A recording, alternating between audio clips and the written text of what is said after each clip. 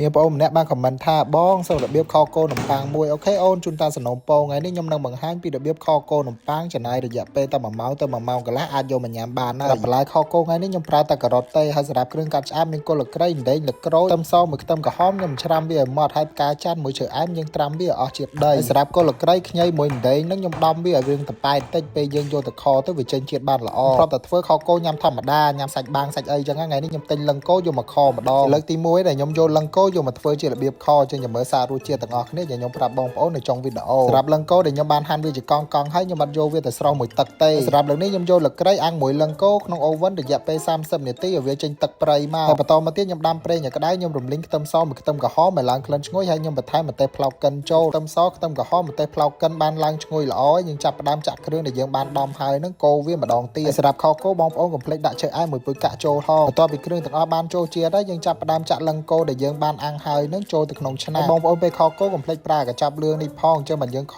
គោទៅវាមានក្លិនឈ្ងុយល្អសាច់គោ7ខាំខ្ញុំប្រើតែកន្លះកញ្ចប់ទេហើយយើងដាក់ទឹករំងាស់វាម្ដងបន្តិច